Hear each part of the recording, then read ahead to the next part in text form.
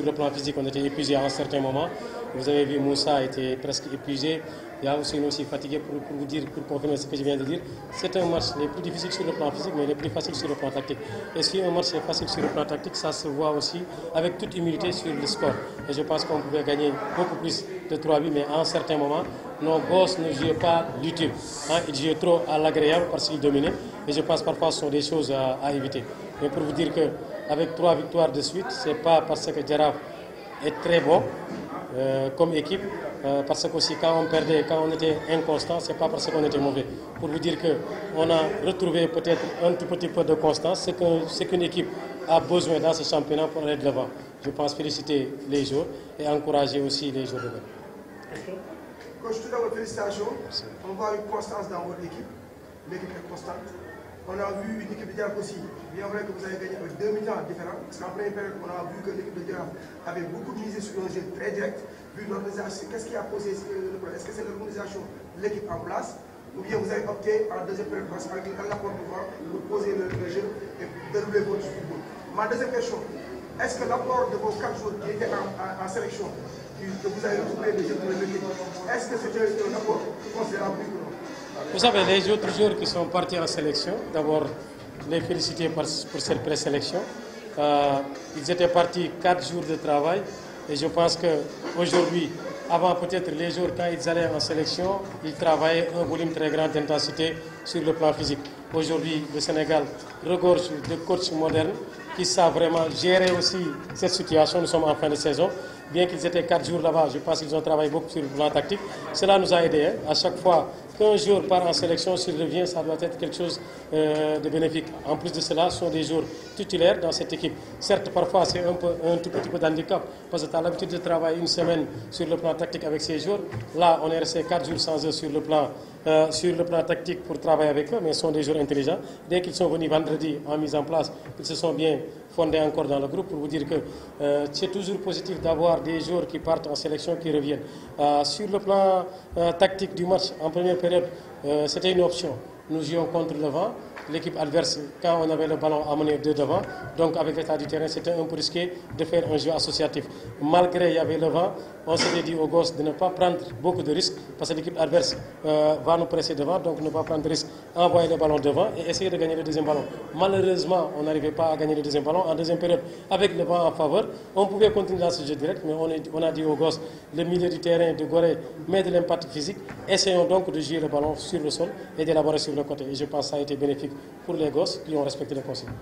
Coach Cheikh Gueye, Jaraaf gagné na Gorée tey 3-0 muy nekk 3e victoire d'affilée pour Jaraaf carrément si kanam ban jàngat waaw toujours bu fekkee da nga nekk si benn constance da ngay sant ñi nga xamante ni ñooy liggéey mooy joueurs yi parce que ñun aussi comme d'habitude ni ma koy waxee yoruma commande di leen véhiculer la plupart ñoom ñooy entraîner semaine bi respecter ay consignes def ko tey bu ñu ñëwee respecter consignes yi nga xamante ni def nañ ko am si ndam dañ leen koy delloo di encourager aussi équipe bi nga xamante ni mooy équipe bu Gorée ñun xamoon na ni match bi dina bari impact physique tey jii wax naa ko sànq si nasaraan mooy match bi gën a jafe sur l'impact physique si wàllu doole ak wàllu xeex surtout au milieu mais aussi moo nekk match boo xamante ni moo gën a yomb sur le plan tactique parce que comme ñun xamoon nañ équipe bi dafay ñëw ak benn impact physique on a travaillé beaucoup sur le plan technique ba nga xamante ni ak ñoom lu ñu am doole du jafe trop si ñun boo xoolee première période bi ñu ko joué ak deuxième période bi bokkul parce que première période bi on est dina amoon vent en contre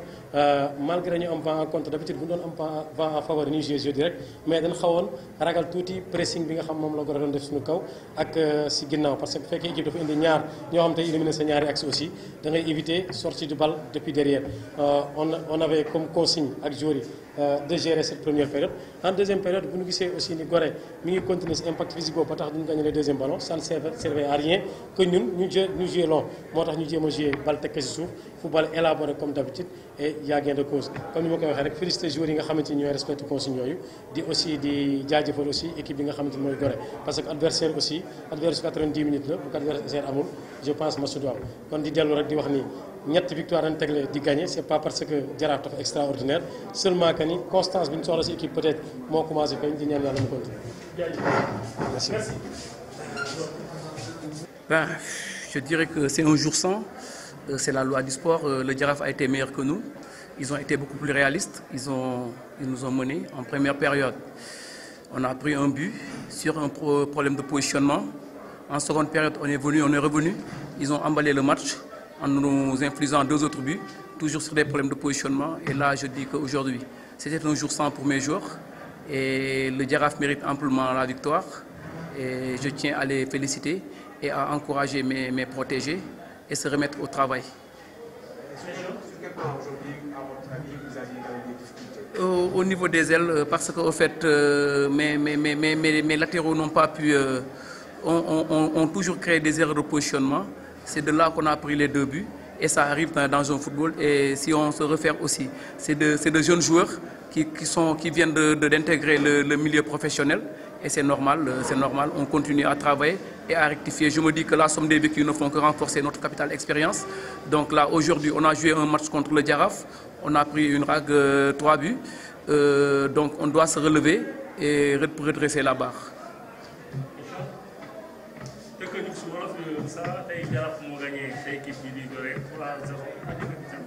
waaw comme li may wax rek championnat la ñu nekk te dañu ñëw am équipe Jaraaf bi nga xamante ne dañoo gën a bëggoon match bi ñu gën ñoo réaliste sur benn fait de jeu ñu dugal ñu problème de positionnement bi ñu dugalee ñu ñëw mi-temps bëggoon pour égaliser mais ñoom ñu gënaat pousse dugalaat ñu yeneen ñaari but. Donc tey su may wax rek damay encourager damay féliciter Jaraaf di encourager samay protéger parce que seen victoire bi dañ ko mérité y avait le contenu il y avait tout donc ils ont gagné et c'est une victoire largement méritée par le Jaraaf. C'est bon? Merci. Merci. waaw comme nu leen koy waxee rek waaw match bu neex lañ seetaan tey match bu neex boo xam ne mën nañ wax ni Jaraaf moo mujj gagné Gorée 3-0 mu nekkoon match boo xam ne peut-être mën nañ wax ni en première mi-temps Jaraaf moo mëne woon 1-0 mais match bu fermé wu la woon parce que Jaraaf dafa mel ni résultat la doon jouer parce que sa façon de jouer dafa changé parce que bi mu ñëwee en deuxième mi-temps gis nañ mu def construction le beau jeu dugal yeneen 2 bi gagné ci 3-0 ñuy féliciter Jaraaf di encourager Gorée di wax ni rek avant ñuy sori tamit dinañ ñëw tamit ci résultat yi nga xam ne moom lañ jëlee ci yeneen stade yi rek maanaam mën nañ wax ni Linguère de Saint-Louis ak AS Douane Linguère moo ko mujjee gagné 1-0 Guédiawaye moo recevoir Senes moo ko gagné 3-1 Génération Foot ak Jambar moom moo recevoir ñu gagné ko 3-1 Mbour Petite Côte moom ak AS Ndiambour moo ko gagné 1-0 Casa Sport AS Pikine Casa moo gagné 3-1 Jaraaf ak Gorée mooy 3-0 Dakar Sacré-Cœur ak Teungueth FC moo gagné 2-0 mën nañ wax ni rek championnat bi ba léegi rek dafa ubbeeku mën nañ wax ni kenn xamul kuy jël championnat bi mën nañ wax ni kenn xamul kuy wàcc kon nag dañuy wax rek ni comme sunu football local bi mi ngi jëm ci kanam di wax ni rek sur Asmoon TV révivificateur des valeurs moom nii rek la ñuy def juguñu lu dul rek def promouvoir sunu championnat bi bëgguñu rek pour mu jëm ci kanam waaw di ñëw tuuti rek avant may tëj tamit dinaa ñëw tuuti rek ci l'international Ousmane Thiongane gis nañ ko démb ci débat bi mu doon def ci reconversion waaw loolu ci lu am solo la parce que tey jii ni wax dëgg yàlla mën nañ wax ni ay idées yu rafet ay idées yu baax rek la wax foofu parce que mën nañ wax ni footballeur du ne rek bu bàyyee football rek dafa war a nekk entraîneur parce que am na ay branches yu bëri yoo xam ne mën na ci jaar ba nekk leneen comme rek ni ngeen ko gisee ci man ma nekk en reconversion ci côté journalisme reporter ak consultant loolu lépp rek bëgg rek tamit xam ni rek ni football maanaam dafa yaatu maanaam boo paree football war nga mën a def leneen lu dul entraîneur waaw loolu rek dañ ci ñaax rek sunu anciens internationaux yi ak bépp sportif du ci footballeur rek mais ci discipline yëpp la waaw kon nag mi ngi noonu dañ leen di wax rek sur Asmoon TV révivificateur des valeurs dañ leen di jox dig daje ci 21e journée incha allah leen di jox dig daje rek ci beneen yoon jërëjëf